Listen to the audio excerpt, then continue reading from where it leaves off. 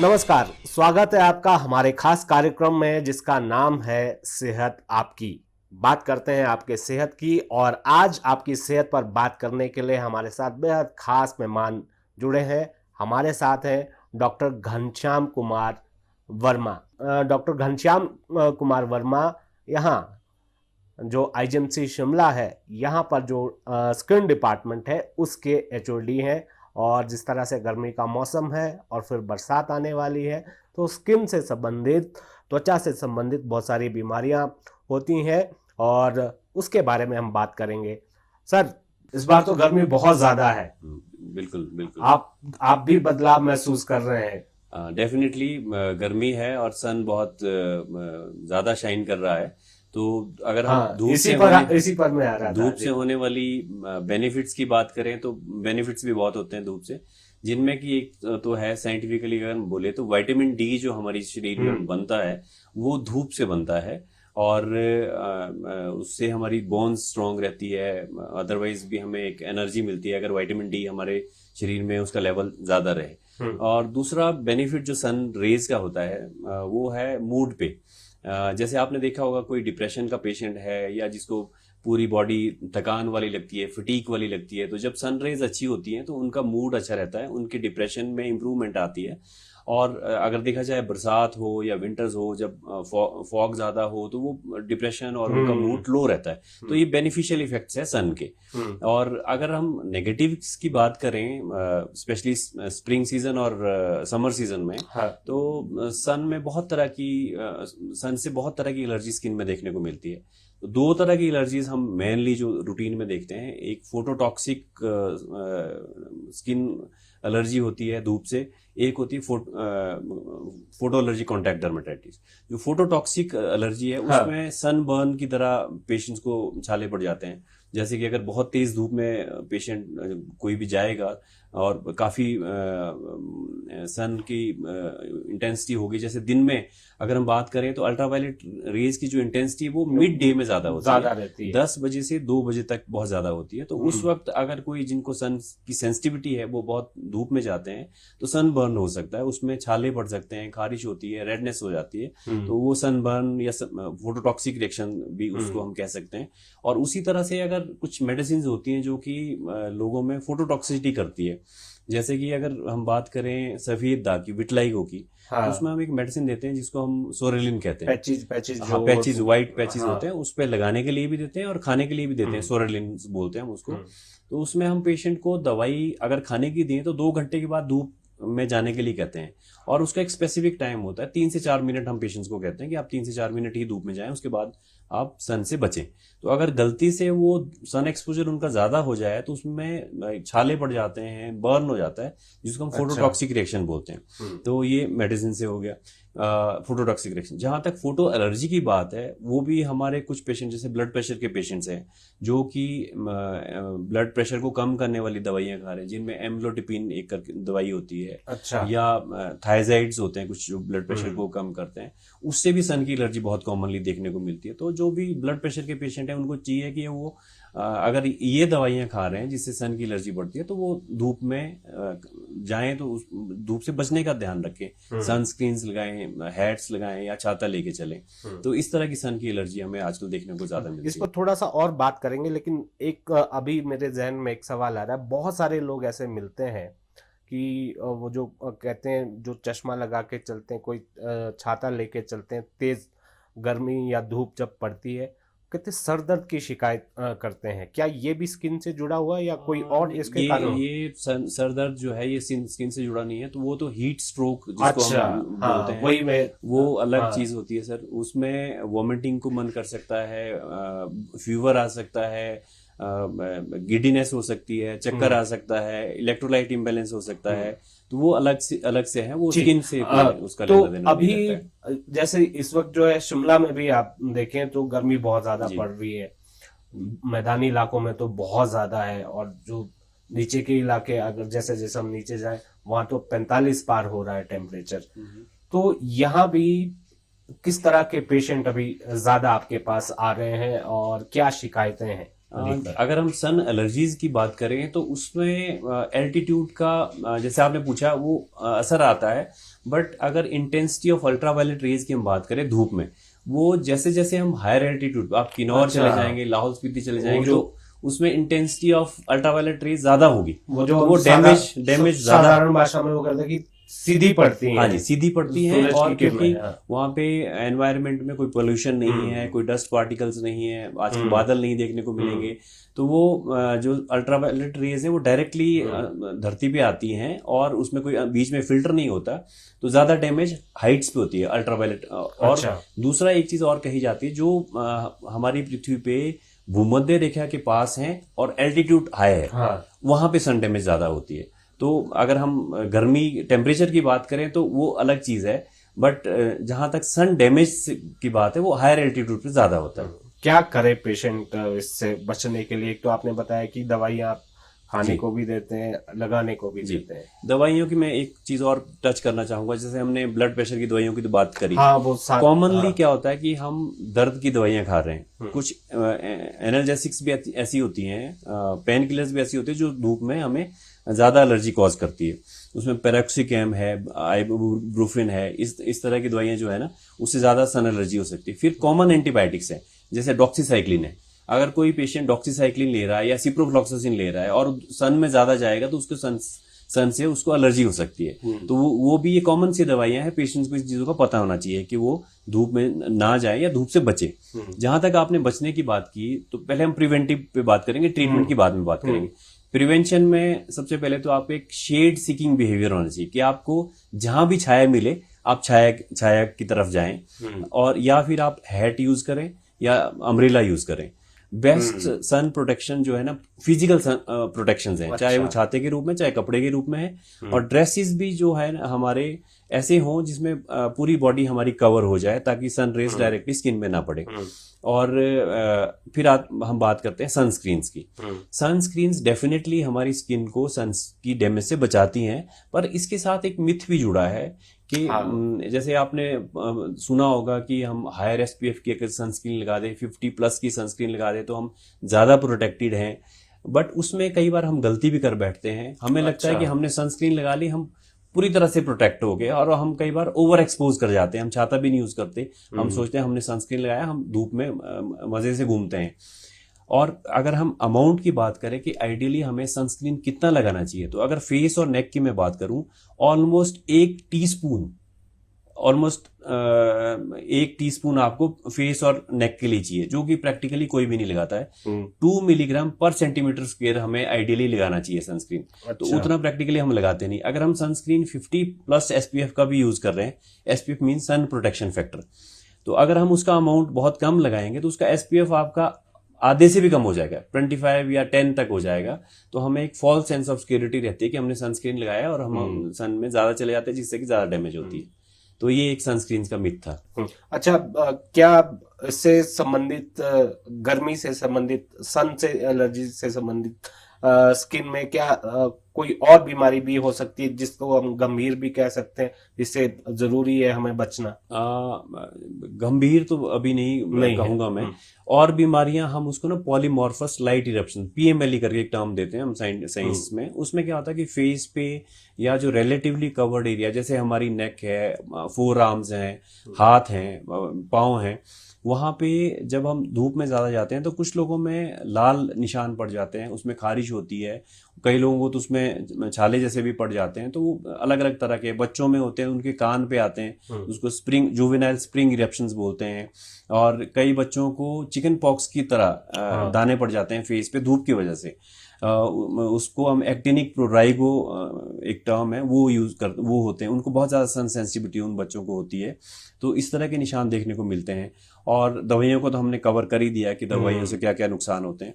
फिर जैसे हम बात कर रहे थे सन की ही, कुछ connective tissue diseases, systemic diseases ऐसी होती है जो कि धूप से ज़्यादा बढ़ती है। जैसे आप पूछ रहे थे कि आजकल कैसे पेशेंट्स आपका ज़्यादा एडमिट होते हैं, तो एक कनेक्टिव टिश्यू डिजीज होती है LE, ल्यूपस एरिथेमेटोसिस हम बोलते हैं, या SLE बोलते हैं। उसमें जैसे ही पेशेंट धूप में जाता है तो उनके फेस पे रैश आ जाता है, जिसको बटरफ्लाई रैश बोलते हैं हम।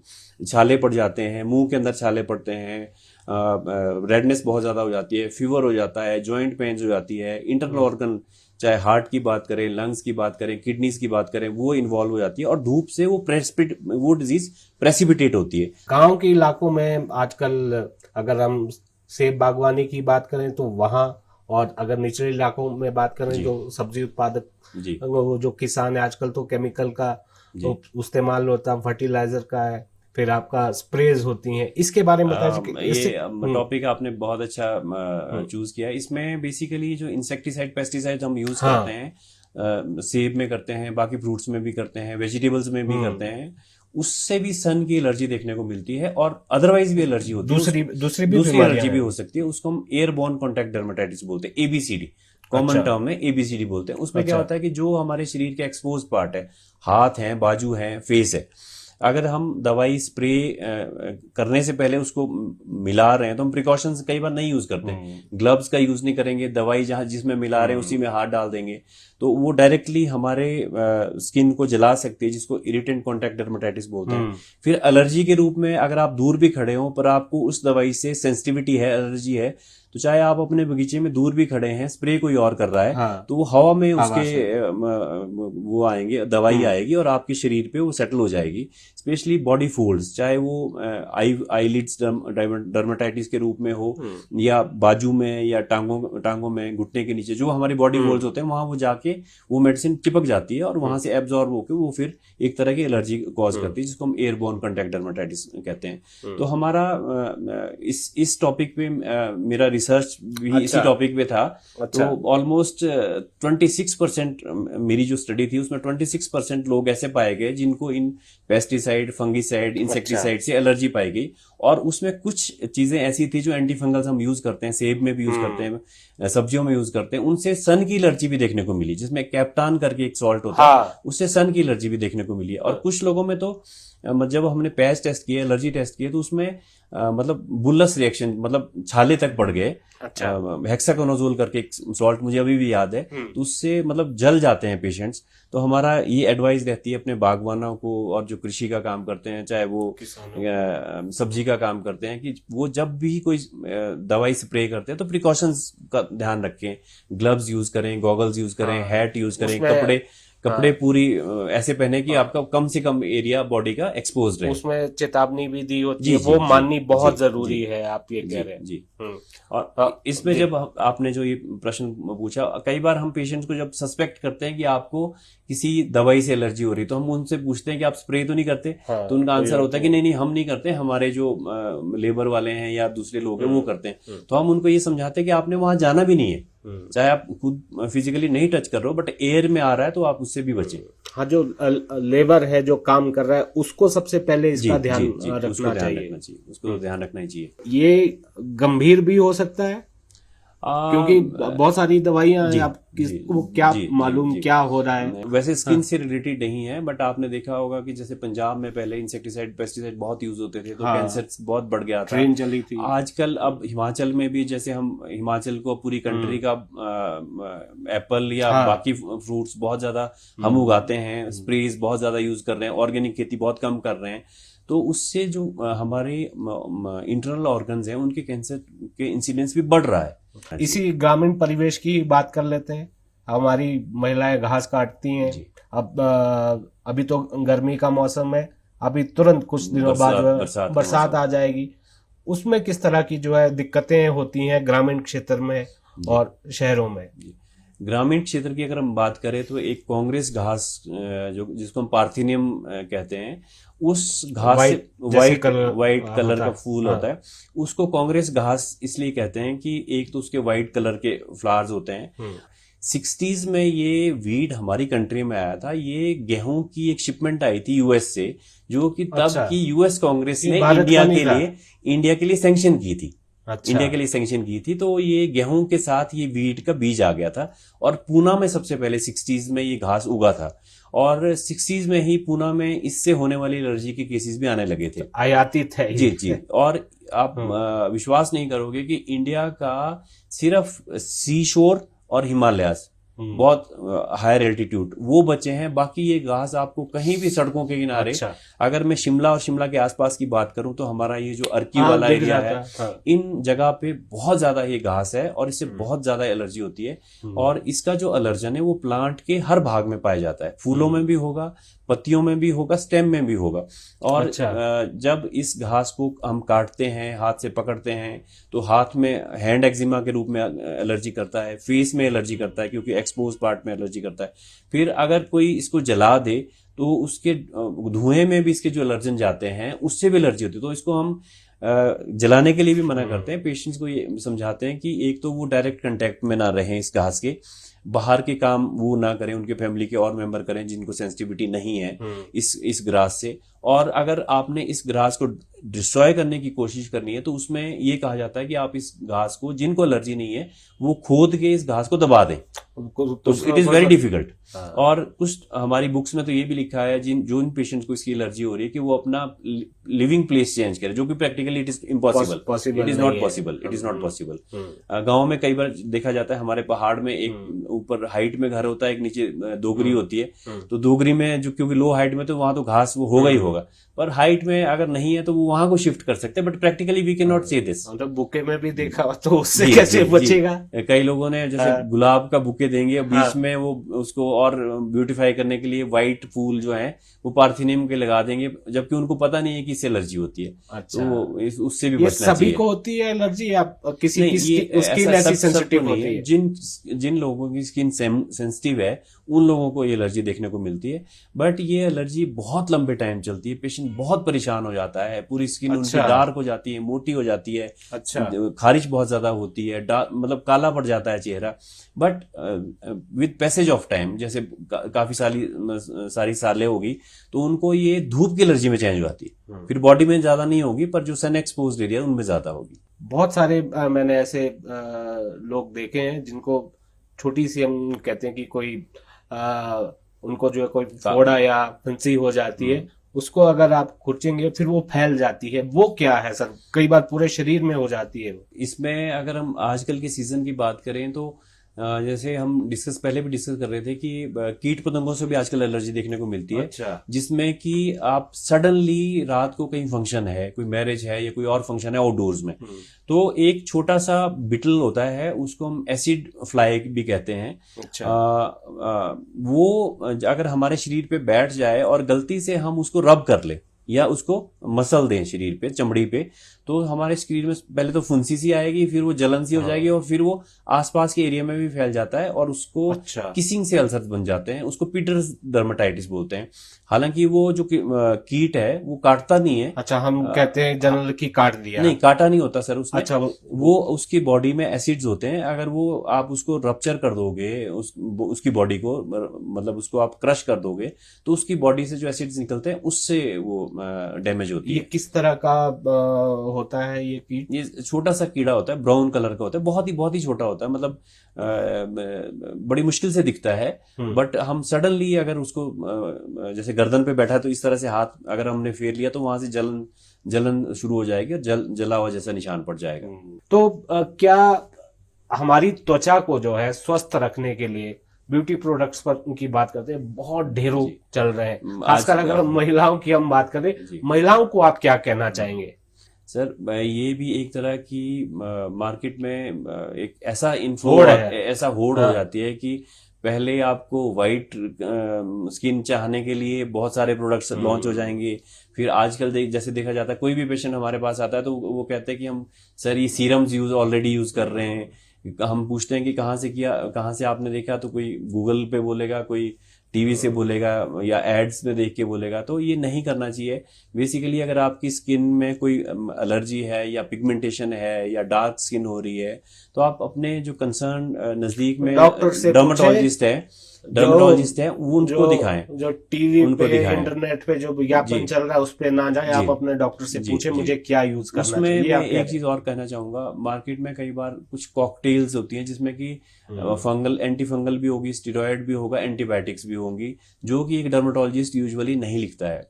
और वो पेशेंट्स अपने नज़दीक में किसी केमिस्ट के पास चले जाएंगे, या कोई किसी की सहेली या कोई किसी का फ्रेंड बता देगा कि मैंने ये वाली ट्यूब यूज़ की थी, मेरी स्किन इम्प्रूव हो गई। तो इनिशियली तो स्टेरॉयड वाली क्रीम से आपके पिंपल्स भी ठीक हो जाएंगे, पिगमेंटेशन भी ठीक हो जाएगी, एलर्जी भी ठीक हो जाएगी, even infection like fungal infection they will also improve.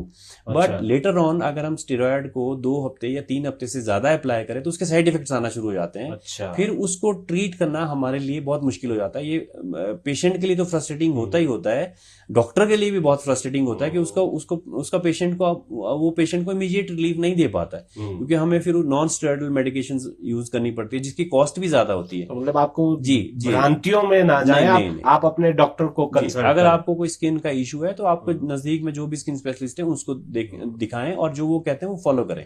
जब हमारे संविधान में कोई भेद नहीं किया है तो जरा बताएं दर्शकों को कि त्वचा जो है स्वस्थ रहना जरूरी है, ना कि उसका रंग गोरा या काला कोई और रंग का हो। जैसे कि हम त्वचा की बात कर रहे हैं तो मैं एक और चीज त्वचा के बारे में बोलना चाहूंगा। त्वचा हमारे शरीर का सबसे बड़ा ऑर्गन है, it is the largest organ of the body.